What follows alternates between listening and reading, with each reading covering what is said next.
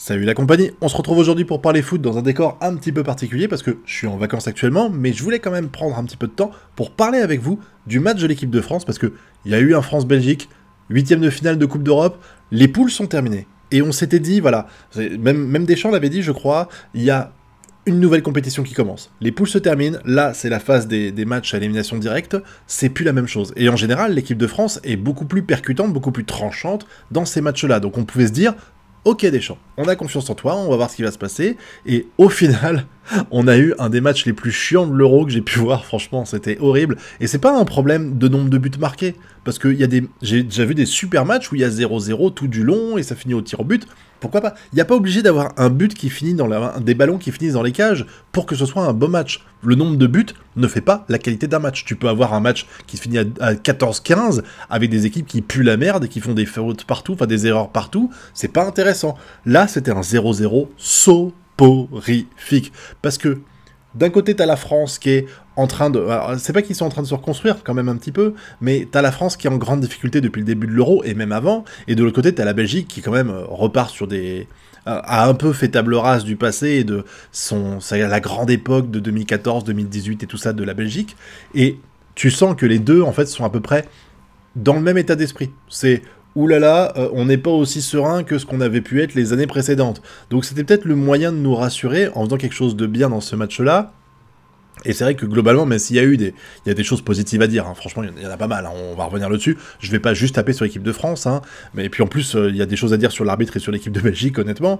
Mais c'est clair que là, j'avais des ambitions, c'est pas que je voulais gagner absolument, mais j'espérais en fait qu'il y ait quelque chose qui se passe dans le jeu, qu'il y ait une réaction d'orgueil par rapport à l'équipe de France qui a pas été bonne, à part la défense, hein, encore une fois, et Maignan, Koundé, Upamecano, Saliba, Hernandez, ne les touchez plus, ne les bougez plus. Ces mecs-là, ils sont indéboulonnables en équipe de France. Je pense que depuis, si on compte pas l'époque 98, 2000 et tout ça, je pense que j'ai jamais été aussi serein devant une équipe de France, devant la défense d'une équipe de France. Incroyable. On s'est mangé un but en 4 matchs. Je crois que c'est la meilleure défense du championnat d'Europe, et c'est pas surprenant, vraiment.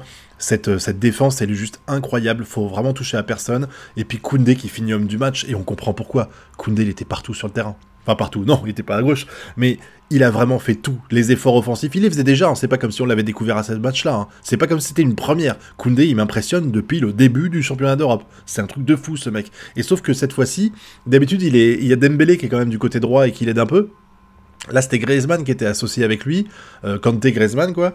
Et Griezmann, c'est pas Dembélé, hein. Même si on reproche beaucoup à Dembélé de foirer des choses, ça n'empêche que Dembélé, il est partout, il fait des efforts sur le terrain, il défend, il fait beaucoup de choses, il aidait Koundé, et là, Koundé était tout seul, sans vouloir manquer de respect à Kanté et tout ça, ils ont quand même bossé avec lui, hein. Mais il était beaucoup moins aidé par ses coéquipiers, et pourtant, ça a été un patron à droite. Hernandez, ça a été un patron à gauche, Saliba ou Upamecano. Je suis tellement serein quand ils sont là. Vraiment, j'ai jamais été aussi serein devant une défense d'équipe de France. Enfin, en tout cas, pas depuis des années. Mais par contre, ce qui va pas, c'est le reste. Ce qui va pas, c'est le reste. Rabiot, fantôme. Fantôme Rabiot. Tchouaméni, bon, il a fait quelques bonnes tentatives, mais il a tenté, il a pas marqué. Bon, il a essayé au moins, mais ça finit pas au fond des filets, c'est ce qui est censé compter. Et puis je trouve qu'il a pas été non plus très... Je veux dire, je suis pas là à la fin du match à me dire, waouh, il a fait des trucs de fou, Tchouaméni. Voilà, parce que globalement, putain, on a fait des passes à 10, quoi. Ça m'a rappelé un peu le match à la Pologne à un moment donné, hein. C'était... T'avais l'impression qu'en fait, aucune des deux équipes ne voulait gagner, à un moment donné, vraiment. Et puis bon, est-ce qu'il faut parler d'attaque? Est-ce qu'il faut parler de l'attaque de cette équipe de France? Je suis désespéré. Je suis désespéré. Parce que Griezmann, fantomatique. Thuram, bon, il a tenté des trucs, mais ça n'a pas marché. Et Mbappé, pourquoi il est là, en fait? Pourquoi Mbappé est là? Expliquez-moi. J'aimerais savoir. J'aimerais savoir ce qui fait qu'aujourd'hui, vous considérez Mbappé comme un des meilleurs joueurs du monde. Est-ce que là, au vu des 3 matchs qu'il a fait en équipe de France, et même des 6 derniers mois qu'il a fait, Paris ou en équipe de France, est-ce que vous le trouvez bon? Non, il a pas beaucoup pesé là. Alors oui, vous allez dire qu'il a fait 2-3 trucs bien, on est d'accord. Encore heureux, ils ont tous fait un truc bien à un moment donné, mais je trouve qu'il est vraiment mauvais. Il n'y a pas d'autre terme. Mauvais, c'est le terme que j'emploie. Il était tellement bas en fait. En fait, il avait le rôle de Griezmann, j'avais l'impression il y a 2 ans, quoi. Il récupérait des ballons au milieu de terrain, il faisait des petites passes, il a tenté des trucs, mais il en a tenté très peu. Je crois qu'il a 50% de duels gagnés. C'est tellement incroyable d'avoir que 50% quand tu t'appelles Mbappé et que tu es considéré comme dans le top 3 des meilleurs joueurs mondiaux, quoi. Surtout que, sans vouloir manquer de respect à l'effectif de la Belgique, c'est pas les défenseurs qu'il y a devant eux, c'est pas des putains de patrons il y en a des très bons, on est d'accord, mais genre tu dis pas waouh, c'est le meilleur défenseur central du monde qui est devant Mbappé, tu vois. Donc forcément, tu te dis là, il a encore une fois fait un match largement en dessous des attentes qu'on a pour lui. Vraiment, j'en suis à un point. Là, à un moment donné, j'en ai parlé à un pote et il m'a dit, je pense que Mbappé aurait pas dû finir le match. Il aurait fallu le remplacer parce qu'il faisait partie des joueurs qui avaient été le moins percutants de ce match-là. Moi, je me demande même s'il aurait dû être titulaire. Vraiment. Parce que au final, bon, on a mis un but sur un malentendu avec Kolo Muani. J'avais tellement peur quand je l'ai vu arriver. Ça a bien fini finalement. Mais encore une fois, on a mis un contre son camp. Ça prouve un petit peu le problème de l'équipe de France. 3 buts, 2 contre son camp, 1 penalty. Aucun but dans le jeu. C'est désespérant. C'est désespérant. Franchement, c'est désespérant.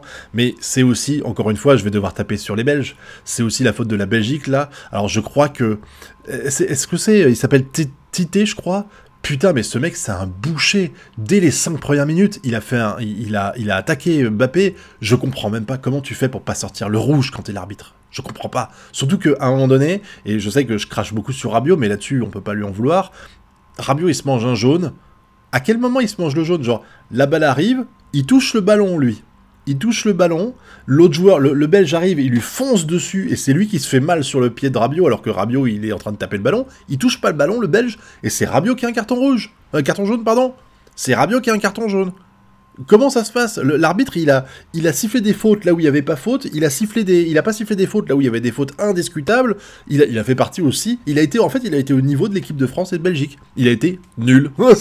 Je vois pas comment dire autrement. Et là, en plus, on a eu le résultat de France-Slovénie, donc, enfin Portugal-Slovénie, pardon.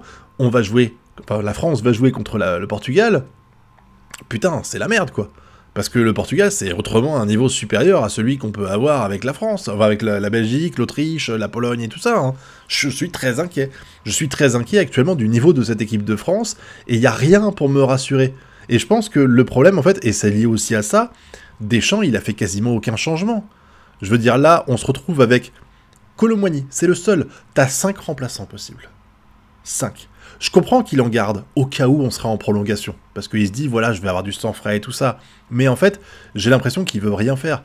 Barcola, il est aux abonnés absents parce que t'as Mbappé à gauche. Et qu'il faut pas froisser Mbappé, donc tu feras jamais rentrer Barcola tant que Mbappé sera en équipe de France. C'est ce que je comprends.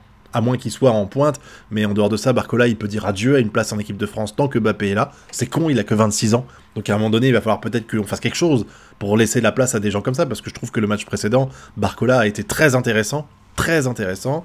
Et puis bon, t'as d'autres joueurs. Zahir Emery, il a toujours pas fait une minute. Kamavinga, on aurait pu le tenter aussi. Voilà. Pourquoi tu laisses un Griezmann, ou même Giroud, pourquoi pas tenter Giroud, mais pourquoi tu laisses un Griezmann qui a plus les jambes pour tenir 90 minutes comme c'était le cas avant, et qui en plus de ça n'a rien prouvé dans ce match-là, donc il était pas en forme, c'était l'occasion, parce que des fois ça se joue aussi, c'est le jour même, tu peux être très bon, mais le jour même tu peux être mauvais, ou inversement. Là, t'aurais dû faire des changements, et c'est pas la première fois que je le dis, il fait quasiment jamais de changements. À côté, les Belges, ils en ont fait 3. Bon, 2 à la fin quand ils étaient sur le point de perdre, mais ils tentent quand même. Et là, c'est vraiment triste de voir que Deschamps, t'as l'impression qu'il est peureux, il a peur. Il a peur, c'est ça le mot en fait. J'ai l'impression vraiment que, depuis que Deschamps est en tête de l'équipe de France, j'ai le sentiment que c'est la plus faible équipe qu'il a pu avoir. Ou alors celle avec laquelle il a le moins d'atomes crochus pour construire quelque chose de pertinent sur le long terme. J'ai vraiment l'impression qu'il n'y arrive pas. On le voit, l'attaque, on n'a jamais eu une attaque aussi pathétique, quoi. Alors c'est peut-être les mêmes joueurs qu'il y a 4 ans, il y a 6 ans, sauf que ces joueurs-là, il y en a qui n'ont plus de jus, quoi. Giroud, il a plus de jus, sans vouloir être méchant, et Griezmann, il en a beaucoup moins qu'avant aussi, donc il faut réussir à trouver du 109 pour remplacer, et clairement, le 109 pour remplacer, j'ai pas l'impression que ça peut être Kolo Muani, ni Dembélé, ni Coman. Je dis pas qu'ils sont mauvais, mais c'est juste qu'ils ont pas le niveau de ce que pouvait avoir un Grisou, un Giroud, ou un Benzema, dans leur prime il y a 4-5 ans. Voilà, elle est là la vérité, et puis pareil, encore une fois, Pogba, il manque tellement au milieu de terrain, heureusement que Kanté nous sauve les miches, Heureusement que Kanté est là, parce que c'est pas Rabiot qui va faire la différence, sincèrement, voilà. Je pense sincèrement qu'on va se retrouver avec une période un peu de creux, comme ça a été le cas avec l'équipe de France après 2006, hein, quand il y a eu le départ des derniers cadres de la champion du monde et champion d'Europe, Thuram, Barthez aussi, je crois, Zidane, ça a fait mal, ça a fait très mal à l'équipe de France de perdre ces joueurs-là, et je pense que là, on est un peu dans ce truc-là, avec nos joueurs indéboulonnables ou légendaires qui ont participé à toutes les grosses performances que l'équipe de France a fait ces 8 dernières années, qui sont en train de partir, et j'ai l'impression que les mecs derrière, soit ils sont pas au niveau, soit en fait ils sont peut-être au niveau, mais Deschamps leur fait pas confiance, hein, voilà. Zahir Emery, tentez-le, putain. Là, franchement, je suis désolé, c'est peut-être mon cœur de petit parisien qui dit ça, mais tentez Zahir Emery, je sais pas, tentez Barcola, tu fais rentrer Barcola les 5 dernières minutes, franchement c'est ça, il se dit non, on va pas le faire, parce que si jamais il y a les prolongations, bah il faut garder Mbappé.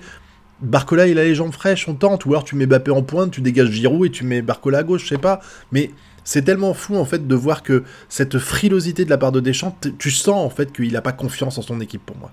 Je sais pas ce que vous en pensez, mais pour moi Deschamps n'a pas confiance en l'équipe qu'il aligne.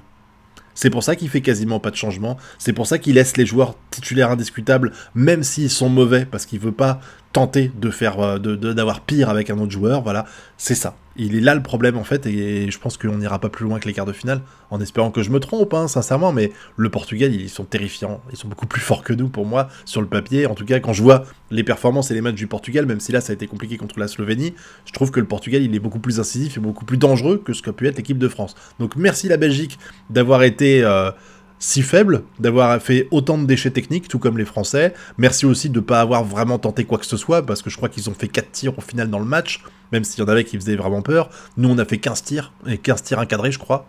C'était pathétique aussi, mais au moins, on a plus tenté qu'eux, voilà. Mais merci, en tout cas, et puis... en espérant que le match contre le Portugal, sur un malentendu, passe également. Hein. Mais vraiment, je suis de plus en plus inquiet pour cette équipe de France, pour la suite de la compétition. Et j'attends que vous me donniez votre avis là-dessus en commentaire. Hein. Et puis vous connaissez la chanson. Pouce bleu, abonnement et partage. Et nous, on se retrouve bientôt pour de prochaines vidéos. Tchuss!